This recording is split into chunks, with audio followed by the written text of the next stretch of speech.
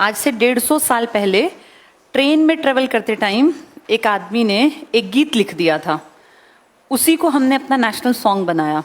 क्या है हमारा नेशनल सॉन्ग? वंदे मातरम।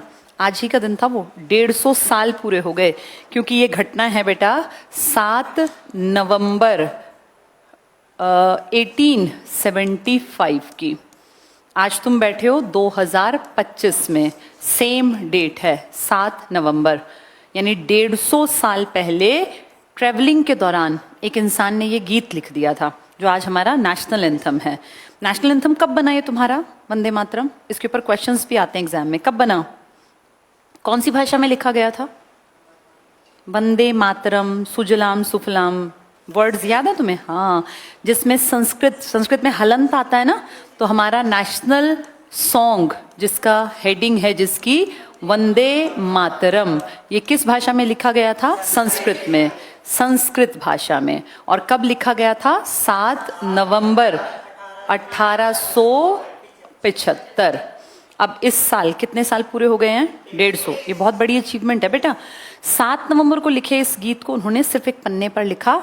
और क्यों लिखा ये गाना, उनके मन में क्यों आया? क्योंकि उस टाइम तक ना अंग्रेजों ने अपने देश का नेशनल एंथम यहाँ बहुत लोगों के बीच में प्रचारित कर दिया था। वो क्या गाते थे? Oh God save our king and queen, अपने राजा रानी के लिए कि हे प्रभु हमारे राजा रानी के ऊपर कृपा दृष्टि रखना। ये बात इनको अच्छी नहीं लगी। किसको? बंकिम चंद्र चटर्जी को। इन्होंने ये फील किया कि हम क्यों गाएं ये गीत? भाई ठीक है, तुम्हारे भगवान, तुम्हारे राजा रानी, हम अपने देश की मिट्टी, जो हमारी ज़मीन, हम तो इसको माँ मानते हैं, हम तो इसके लिए लिखेंगे। तब उन्होंने बेटा ट्रैवलिंग के दौरान लिखा था वंदे मातरम, सुजलाम सुफलाम शस्य श्यामलाम मातरम। सबको पता ही है ये गीत, तो संस्कृत में लिख दिया। आगे जाके ना वो कागज़ तो ठीक है कहीं अलमारी में रखा गया। कुछ साल बाद 1882 में उन्होंने एक उपन्यास लिखा, एक नॉवल लिखी, जिसमें सन्यासी विद्रोह का वर्णन था। तब उसमें एक कैरेक्टर था सन्यासी, उसको दिखाया कि वो गा रहा है वंदे मातरम। तो एक सन्यासी विद्रोह का वर्णन करता ये उपन्यास, इसमें एक सन्यासी के कैरेक्टर ने गाया था वंदे मातरम। तब फिर इसके पैराग्राफ बढ़ा दिए गए और इसमें आगे धरती को माँ के रूप में, कौन सी माँ? दुर्गा माँ। दुर्गा ताकत की प्रतीक है ना, कि भैया उसका रूप कितना अच्छा भी है लेकिन नुकसान भी कर सकता है अगर लोग खराब हैं तो माता दुर्गा के रूप में हमने अपनी धरती को आगे के पैराग्राफ में देखा।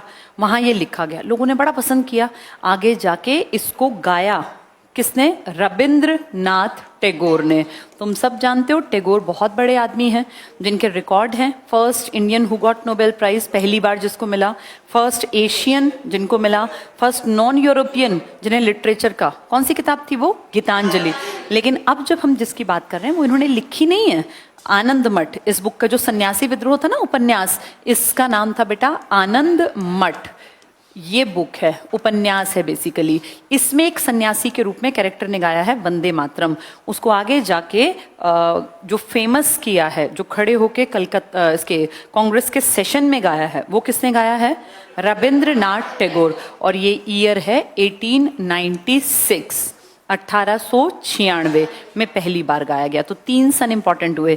एक जब ये लिखा गया ट्रैवलिंग के दौरान, एक जब ये घर घर पहुंचा छप के उपन्यास में, और एक जब ये पहली बार गाया गया। इसको गाने का जो आइडियल टाइम है ना, वो है 1 मिनट 5 सेकेंड। इसको अगर सेकेंड्स में तब्दील करोगे तो 65 सेकेंड। और भाषा कौन सी बताई तुमने?